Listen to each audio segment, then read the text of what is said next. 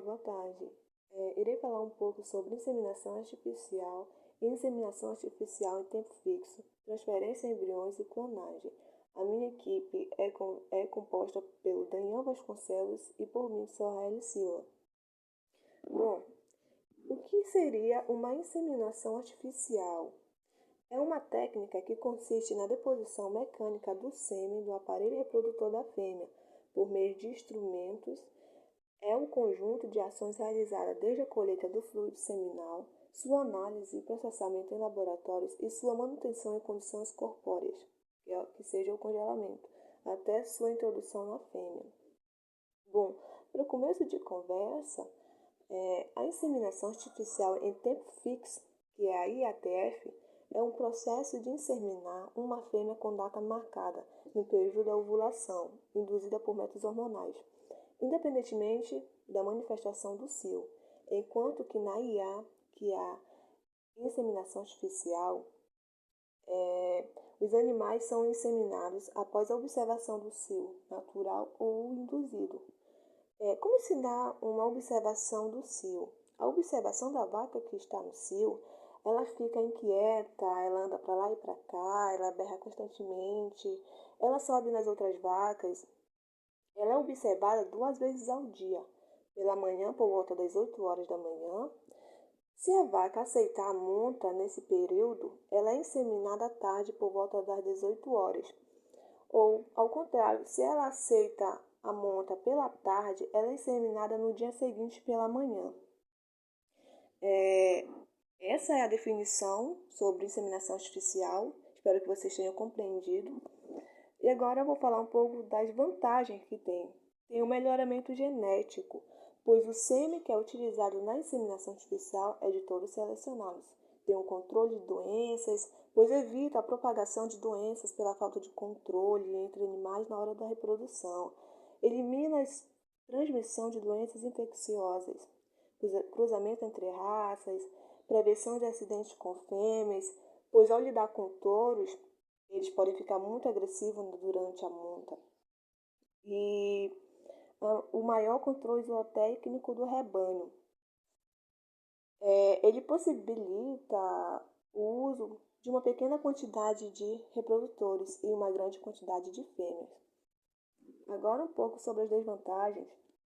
Da mesma forma que a IA promove o melhoramento genético do rebanho e o controle sanitário, pode ter o risco de dar dessa técnica disseminar na população uma expressão genética negativa ou mesmo doença reprodutiva. Outro problema é a falta de informação. A atividade pecuária é bastante conservadora e os criadores são resistentes às mudanças, o que dificulta o avanço da técnica. Outra limitação existente é a falta de mão de obra especializada para realizar as inseminações.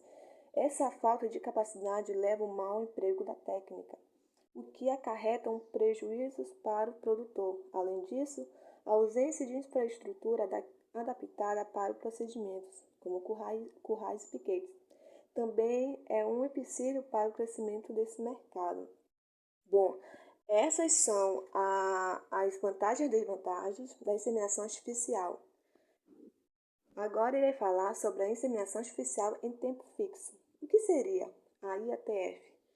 É uma técnica que promove a sincronização da ovulação das fêmeas bovinas após a administração de medicamentos em dias predeterminados. Dessa forma, é possível sincronizar um lote de vacas paridas ou novilhas e inseminá-las lá no mesmo dia, sem necessidade de observação do cio. O que seria, de modo geral, a IATF? É uma ferramenta que possibilita, através de uso de hormônios, onde são implementados dentro dos procedimentos, que é chamado de protocolos. Todas as vacas destinadas a estes protocolos vão dar o cio no mesmo momento, ou seja, e consequentemente vão ser inseminadas no mesmo momento. Os protocolos são variados. É necessário que, antes de estabelecer qual vai ser o protocolo utilizado em grupo de vacas, essas vacas vão ser examinadas, avaliadas por um médico veterinário, através de ultrassonografia e palpação. A palpação manual dificilmente vai dar todas as informações necessárias para o protocolo. E dessa forma, o protocolo é implementado e no final dele, que geralmente dura 10 dias, no final desse protocolo todas as vacas vão ser inseminadas. Ele é inferior ao cio natural. Embora ele seja inferior, ele traz uma série de vantagens, porque consegue implementar a seminação artificial em rebanhos, dos quais eram praticamente impossível, porque a observação do cio era impossível. A IATF é uma evolução da inseminação em si, pois ajuda a diminuir o item chamado de intervalo entre partos, ou seja, permite permite uma fase do anestro. O que seria essa fase do anestro? Ela pode acontecer depois do parto do bezerro. É o período que a vaca não dá cio. Ele deve durar entre 60 e 90 dias por aí. E também é conhecido como período de serviço. É nele que injetamos os hormônios nas matrizes e nas novilhas para gerar uma nova prenhez e terem no máximo 12 meses um bezerro. Agora eu vou falar um pouco sobre as vantagens sobre a inseminação artificial interfícios. A IATF traz inúmeras vantagens como melhor controle zootécnico, permite realizar diferentes cruzamentos, favorece a seleção e o melhoramento genético, permite a escolha da data do parto, facilita a organização dos manejos e possibilita melhor o período fértil da vaca. Programar a inseminação é o nascimento sincronizar, com o melhor período de melhor disponibilidade do pasto e saúde do animal e o aumento da produtividade. Sobre a desvantagem, suas desvantagens concentram-se nos seguintes fatores: alto custo inicial, necessidade de mão de obra especializadas. Antes de investir em um grupo de IATF, deve-se analisar a viabilidade da técnica na propriedade e os custos. O que seria uma transferência de embriões? É uma técnica que consiste na estimulação hormonal dos ovários de uma fêmea no alto valor genético, que seria a doadora, seguida da inseminação artificial, para a obtenção de vários embriões, que serão coletados e transferidos para uma fêmea receptora, que seria a barriga de aluguel. O primeiro passo é provocar, por meio de desciplicação de hormônios específicos, uma superevolução em uma vaca. Desse modo, ao invés de liberar apenas um óvulo, que seria o processo natural, ela vai liberar vários, ou seja, uma fêmea que naturalmente produziria apenas um bezerro durante o ano, ela tem a possibilidade de aumentar uma produção em mais de 10 produtos anuais, sem a necessidade de gestação e parto. Assim, pois eleger uma fêmea bovina superior, chamada de doadora, ela é submetida ao tratamento hormonal específico para produzir vários óvulos, ao invés de apenas um, como seria no processo natural. Já as vacas receptoras são avaliadas quanto ao seu estado reprodutivo e apenas aquelas consideradas aptas recebem os embriões. A aplicação hormonal é feita de 8 a 12 dias após o estro e por 4 dias seguidos. No terceiro dia, aplica-se o hormônio para induzir o cio, que ocorre após 2 dias. As vantagens possibilita gerar mais bezerro anualmente, tem a seleção e aprimoramento genético dos filhotes gerados, tem a multiplicação do material genético de fêmeas de alto valor, tem a comercialização do material genético por meio de embriões congelados, tem a obtenção de descendentes mesmo quando a doadora estiver morta, a partir da micropreservação, acho que é algo assim. Portanto, o registro dos dados durante as etapas da TE, que é a transferência de embriões, deve ter um foco em detalhes como idade do animal, tempo após o parto, score corporal. E os touros que são selecionados por maior valor genético. Eles devem passar pela realização de exames andrológicos. Afinal, não é ele que vai garantir a aptidão do animal para participar do processo. E também outro ponto seria sobre a clonagem. A gente não colocou nos slides, mas irei falar um pouco o que seria clonagem. Clonagem é bem simples, né? Clonagem já se diz algo que vai ser clonado, algo igual. É o procedimento de transferência nuclear da célula somática e ela resulta na produção de indivíduos geneticamente idênticos, ou seja, o mesmo DNA, com idades distintas. Para que a clonagem ocorra, é necessário um indivíduo doador que doa apenas o núcleo de sua célula, ou seja, não transfere o seu material genético citoplasmático para o clone. Com o clone é possível ter mais sêmens produzido por um touro de destaque garantido pleno entendimento da demanda comercial, ou ainda mais embriões sendo produzidos por grandes matrizes, resultando em mais progenie destes animais superiores. A maior vantagem da clonagem é, sem dúvida, o retorno ou o prolongamento da vida reprodutiva destes grandes reprodutores. Agora irei falar sobre um pouco dos materiais que são utilizados na inseminação. Aqui, como vocês podem ver na primeira imagem, tem o aplicador universal do sêmen. O que seria o aplicador universal do sêmen? Ele possui um centralizador em sua extremidade, que permite a utilização de palhetas de 0,25 ml e 0,50 ml, sem ter que mudar o lado do corpo do aplicador. Aqui é um termômetro.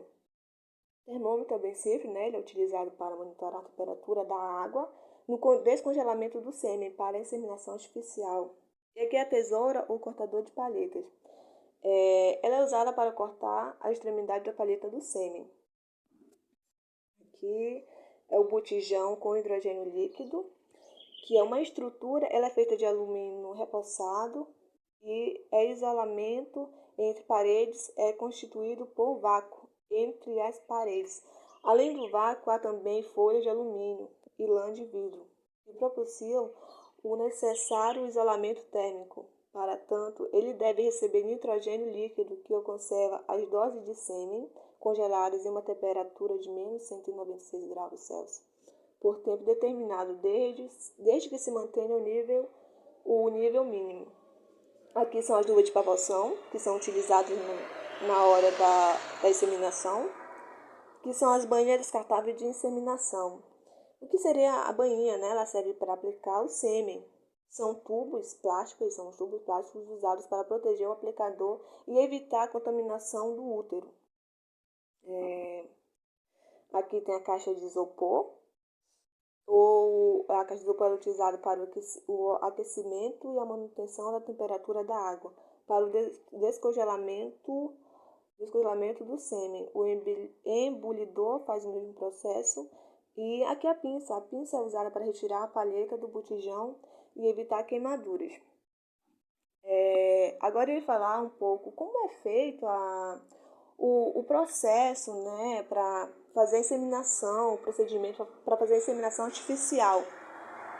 O primeiro tem que descongelar o sêmen, pega uma água pré-aquecida de 36 graus, colocar no recipiente onde existe um termômetro, onde irá apontar que a temperatura vai estar em 36 graus, para que descongele adequadamente aquele sêmen, onde estava contido um botijão de hidrogênio, que é isso na primeira imagem. A dose tem que ser enxugada para não comprometer a quantidade do sêmen com alguma gotícula de água. Depois ela é cortada na sua extremidade com uma tesoura ou instrumento próprio para isso. E não esquecer de higienizar a vulva com papel toalha, água e sabão neutro da vaca. Agora eu vou falar a respeito de como seria a inseminação artificial em tempo fixo. O procedimento inicial seria fazer uma avaliação reprodutiva da vaca, do órgão reprodutivo.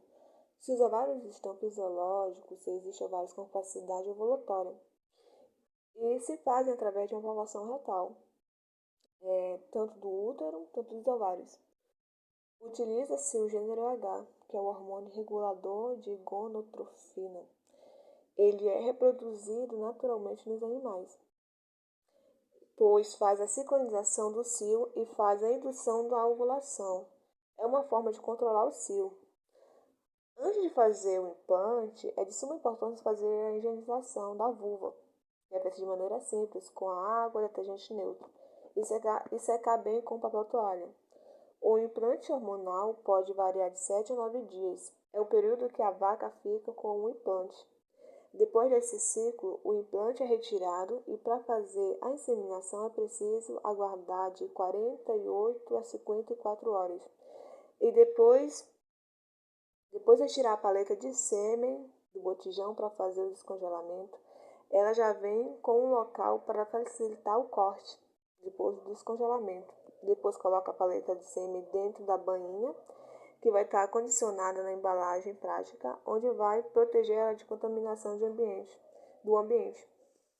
O próximo passo é colocar as luvas, onde irá introduzir na fêmea para direcionar onde será aplicado o sêmen. Esse foi o nosso trabalho e obrigada pela atenção. Olá, sejam todos bem-vindos. Hoje, não foi? Olá, sejam todos bem-vindos. Me chamo Daniel Ribeiro Vasconcelos, aluno subsequente do curso técnico de agropecuária 2019 pelo IFPA, Campus Bragança, e hoje estarei entrevistando por videoconferência a doutora em Medicina Veterinária Elbilena Judelli Rodrigues Vasconcelos.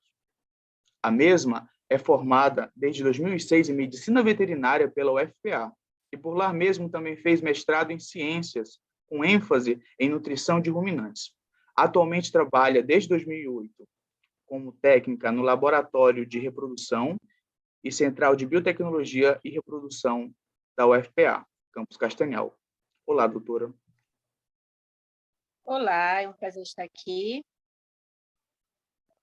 Bom, eu, como já fui apresentada, né, trabalho no Laboratório de Reprodução Animal da UFPA, e onde a gente trabalha diretamente com a reprodução, principalmente de machos, né? A gente tem um programa de inseminação artificial dentro da Central de Biotecnologia, e eu fui convidada pelo Daniel para falar sobre a inseminação artificial e outras ferramentas de biotécnicas bastante utilizadas na reprodução animal.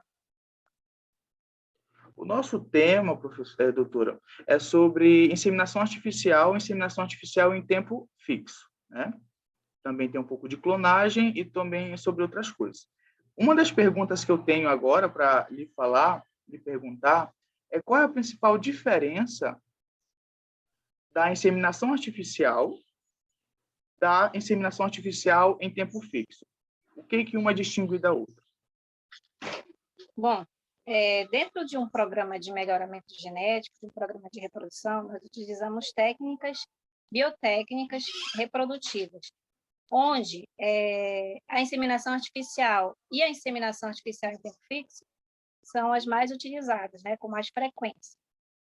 A inseminação artificial, assim como a inseminação artificial em tempo fixo, são duas ferramentas utilizadas para melhorar a genética de um plantel, né? E elas têm em comum facilitar o manejo e também aumentar o número de descendentes de um bom reprodutor. Nesse caso, a principal diferença seria na economia, né? Uma vez que com a inseminação artificial você não utiliza, por exemplo, hormônios, né? Você faz a coleta do sêmen de um reprodutor, ou compra já um sêmen que foi envasado, foi congelado, e vai utilizar no seu programa reprodutivo. No caso da IATF, você já vai utilizar hormônios para programar um período de nascimento, para ter um melhor controle zootécnico, né? Isso vai te favorecer não só a seleção e melhoramento genético do plantel, como também vai facilitar, por exemplo, a organização, a escolha da melhor data do parto, vai te fazer melhorar não só a genética para ganho de peso, mas, por exemplo, para a produção leiteira. Então, tem várias utilidades com esses programas. 3. Doutora, a próxima pergunta é: o custo para adotar a IA ou a IATF é viável ou se torna algo mais específico para determinados tipos de produtores? Assim, qualquer produtor consegue ter, por meio da disseminação, ele é viável financeiramente ou vai se distinguir para determinados tipos de produtores, para suas necessidades, assim, sucessivamente?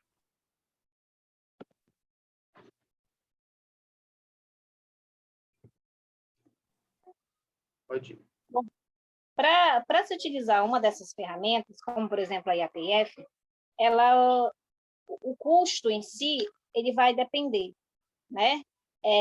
Pode se tornar viável, porque é uma ferramenta adequada para ser utilizada quando se quer um melhor controle zootécnico, mas também pode ser que se você não tiver as ferramentas adequadas e executar essas ferramentas corretamente, ao invés de lhe dar um bom resultado, vai lhe gerar um prejuízo. Então, o que tem que se levar em consideração quando se quer adotar um programa de inseminação artificial? Em tempo fixo, né, no caso, que você vai ter que utilizar um protocolo hormonal. Os hormônios, o custo dos hormônios, geralmente é caro. Porém, com planejamento, você consegue usar esses fármacos que vão ser utilizados, né, dependendo do número do teu plantel, do número de matrizes que você vai utilizar para fazer esse programa. Além disso, você tem que considerar, por exemplo, a escolha do sêmen que você vai utilizar. Sêmens, hoje em dia, dependendo do animal escolhido, né, ele varia, a dose varia em torno de R$40, R$60 por dose. E dependendo do protocolo e do sêmen escolhido, você vai ter um custo, né? O que a gente tem que levar em consideração? A gente tem que fazer um cálculo onde o custo do bezerro produzido por um programa de inseminação artificial em tempo fixo, uma IATF, ela sempre tem que ter, no geral, tem que dar, digamos assim, o dobro do que se paga no programa reprodutivo. Se o custo por animal inseminado por IATF for de R$40 a R$60, então ele vai ter que o custo desse animal tem que ser superior ao que foi investido. Tem que ser pelo menos o dobro. A gente sempre leva esse cálculo em consideração. Além disso, né, além do protocolo hormonal, da escolha e aquisição do sêmen, você vai ter que levar em consideração também que você vai precisar de uma consultoria técnica. Esse é um programa que geralmente é realizado somente por veterinários, né? Na maioria das vezes, o pessoal da fazenda ele não é capacitado e também não é recomendável que os trabalhadores, o peão, por exemplo, faça essa aplicação hormonal, porque pode causar um erro, pode causar uma superdosagem, então pode trazer um prejuízo maior para o animal e para o próprio fazendeiro, né? Com isso também a gente tem que considerar a condição nutricional da vaca receptora, porque uma vaca, para se ter um sucesso na estação de monta, um sucesso no programa reprodutivo, a gente não pode considerar apenas a ferramenta do sêmen e do protocolo, mas tem que considerar também a fêmea que vai receber esse protocolo, que vai ser estimulada, né, para que seja feito a inseminação, para que ocorra a prenhez. Além disso, tem que se considerar, levar em consideração, que é necessário uma suplementação alimentar adequada para essas fêmeas, para que o programa reprodutivo venha a ter sucesso. Essas ferramentas, elas precisam, como eu já falei, elas são adequadas desde que usadas corretamente, né? Por exemplo, quando a gente trabalha numa central, a gente tem um touro de alto valor genético, né, que é utilizado para fazer a coleta de sêmen e, com isso, fazer a inseminação artificial, em tempo fixo ou inseminação artificial normal. Nesse caso, a gente chega, por exemplo, a ter uma diferença com a descendência desses reprodutores, considerando-se um ganho genético, né, de até 30 quilos a mais do que os pais. Então, isso pode parecer pouco quando a gente se refere a quilos, é 30 quilos só. Mas quando se vai ver o custo final do bezerro, por exemplo, a gente tem um ganho aí de pelo menos R$ 300 a mais. Então, considerando o número de bezerros que você produziu na sua fazenda, que você vai vender, ou que você vai fazer a terminação para abate, dependendo do tipo de criação que você tenha, isso aí vai ser o teu lucro, vai ser o teu ganho. Então, é uma Perfeito. ferramenta para você investir. Perfeito. E, além disso, uma coisa que pode ser considerada, por exemplo, quando você trabalha com inseminação artificial em tempo fixo, você programa uma data de parto. A gente, por exemplo, quando se leva em consideração o nosso estado, a gente sabe que nosso estado é enorme, né? E é um grande produtor de gado de corte, de búfalos. E, por ser um estado muito grande, a variação climática também é grande. A gente sabe que a gente tem um período de mais chuvas e menos chuvas, né? A gente não tem 4 estações definidas como é o restante do país. Mas, por exemplo, nesse período agora, de março a abril, é um período, quando a gente fala da região do Marajó, por exemplo, que está tudo alagado. Então, ninguém quer que um bezerro nasça nesse período. Né? Então, a gente vai fazer um programa de inseminação artificial para que esses bezerros possam nascer, por exemplo, na estação de setembro, que é um período bom, um período de boa disponibilidade de forragem, tem bastante alimento e não está alagado, mas também não está aquele deserto, né? Seco. Já quando a gente passa na região do sul do Pará, por exemplo, Rondon do Pará, a gente antecipa um pouco. Nessa época também não é uma boa época para nascer, mas, por exemplo, julho já é uma boa época para fazer uma estação de monta. Então, é isso que tem que ser considerado. Perfeito. Doutora, a minha próxima pergunta é, deixa eu só passar aqui o veículo. Qual a importância da transferência de embriões, ATE, dentro do processo da IA, da inseminação artificial? Esse procedimento, como é que ele acontece dentro da inseminação artificial? Eu acredito que a pergunta seria assim, qual a importância da transferência de embrião dentro de um programa reprodutivo? Correto.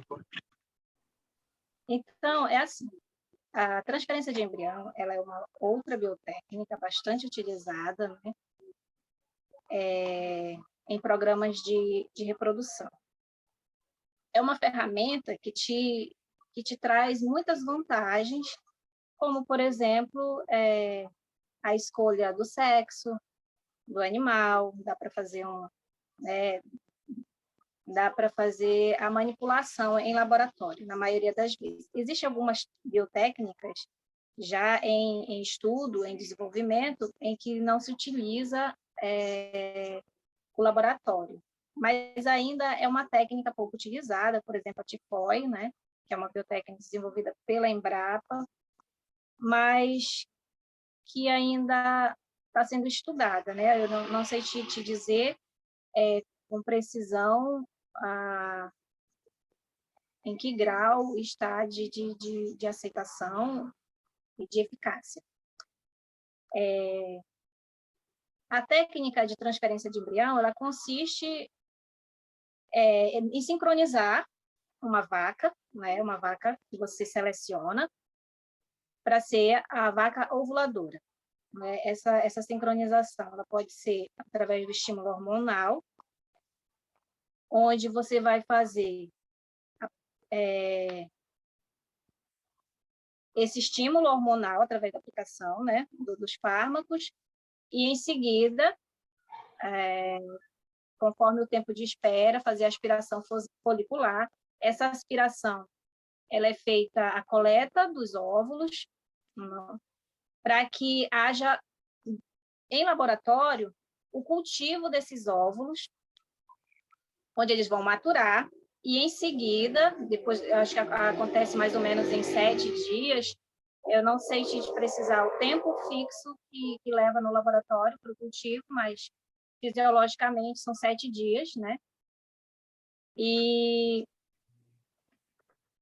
esses ovócitos já maturados, eles são injetados novamente numa vaca ovuladora, né, tenha um folículo dominante, onde esse embrião vai ser desenvolvido, né, e essa gestação vai ser levada a termo.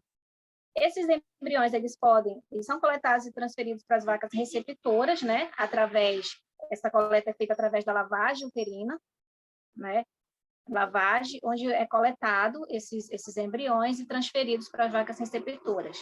Geralmente se escolhe uma vaca de baixo valor genético para ser a receptora. E na hora de escolher uma vaca para doar a sua genética, a gente vai escolher uma vaca de melhor padrão genético, né? Daquilo que você quer obter. Se você quer obter de repente você trabalha com um rebanho leiteiro, então você quer um animal que dê uma boa produção de leite. Então você vai escolher uma vaca que tenha essa genética favorável, vai escolher um touro que também tenha uma genética favorável para fazer esse programa reprodutivo, né? Através dessa biotécnica que é a transferência de embrião. Uma das vantagens é que você vai ter uma grande produção de embriões de uma mesma doadora, né? Além disso, você pode controlar melhor também o seu plantel. Então, você vai ter um rebanho homogêneo, né, uniforme, que a gente chama, onde esses animais vão ter as características semelhantes. Então, o padrão genético vai ser igualado. Você não vai ter aquela diferença no plantel, onde você tem que suplementar diferentemente os animais. Não, você já tem um rebanho homogêneo, então você vai suplementar conforme o seu plantel. E essa é uma das vantagens, das grandes vantagens dessa biotécnica. Opa. E uma outra vantagem que, digamos que geralmente, para que esse programa é desenvolvido, essa biotécnica, é o congelamento desses embriões, que você pode perpetuar, né? Congelando o restante de embriões que não é utilizado num determinado programa, você tem aí você pode manter um banco de genoma, né, por muitos e muitos anos. Muito interessante. Realmente é muito interessante. Outra dúvida que nós temos bastante é sobre a clonagem, né? Ela é tão conhecida, tão falada, tem a ovelha Dolly, né? E falando sobre os bovinos, né? O que distingue o processo de clonagem da inseminação artificial? O que ela se destaca ali? Quais são os benefícios da clonagem?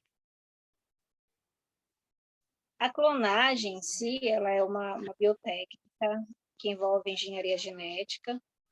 É uma técnica mais difícil de ser executada, necessita de uma mão de obra especializada, de um laboratório eficaz, né? Não é tão simples assim de reproduzir, mas pode ter uma eficiência, por exemplo, não é muito utilizada, por exemplo, quando se quer apenas reproduzir um rebanho, né? No setor reprodutivo, melhoramento genético, não é uma ferramenta de escolha. Mas, por exemplo, para um plantel onde se trabalha com animais da parte esportiva, por exemplo, animais de rodeio, cavalos de grande Valor econômico, né? De grande aptidão física para alguma prática esportiva, é uma ferramenta que pode ser utilizada porque você vai reproduzir a mesma genética de um grande ícone, por exemplo, né? de um animal que tenha um grande valor econômico, um grande valor genético. Então, você vai reproduzir, replicar identicamente aquela genética. Você não vai modificar em nada, você apenas vai reproduzir uma cópia. Né? Então, diferente da inseminação artificial, que você vai doar material genético para melhoria genética do rebanho em si, nesse caso, você não está doando apenas para melhoria, você está replicando uma genética. Você está copiando, né?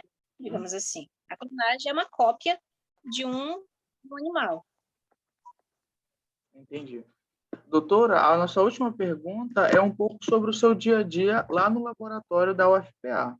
Como é mais ou menos que procede o seu dia ali num dia de coleta e disseminação artificial? Então, na central de reprodução, a gente trabalha com congelamento de sêmen, né, para fins de utilização em programas de reprodução, tanto na central como para exportações, para fins de aplicação em fazendas, em outros locais. Então, a gente tem os touros, que são os nossos modelos, né, que tem um alto valor genético. Esses touros de central, eles chegam na nossa central, eles passam por um programa de quarentena, tem um controle de doenças, um controle de parasitoses, para que eles sejam selecionados e, então, destinados à coleta semanal.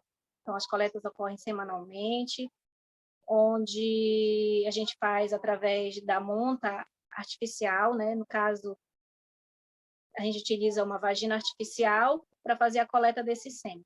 Esse sêmen, ele chega no laboratório após a coleta, utiliza-se uma fêmea, uma matriz, onde ela vai ser apenas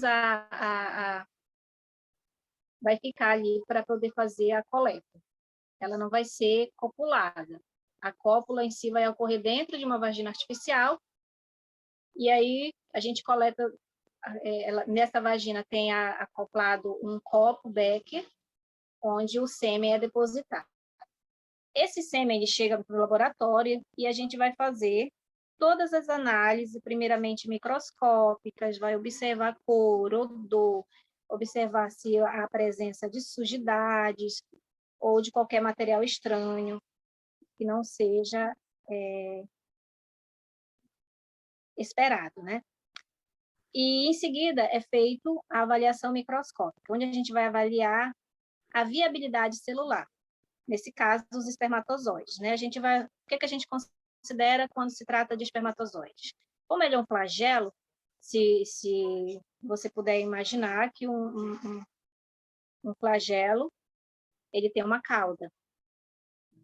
E essa cauda é que garante a movimentação celular. Então, esse é um dos parâmetros que a gente vai observar. A velocidade com que essa cauda bate, por exemplo. E o espermatozoide, ele tem um movimento que é considerado bom quando ele tem um movimento retilíneo, sempre para frente, para cima. Qual é o objetivo do flagelo? É chegar ao alvo. Qual é que é o alvo? O óvulo. Né? Então, a gente vai observar esses parâmetros que a gente chama de motilidade, o vigor, a concentração dessas células. A gente precisa de um número de espermatozoides mínimos para poder fazer o congelamento dessas células.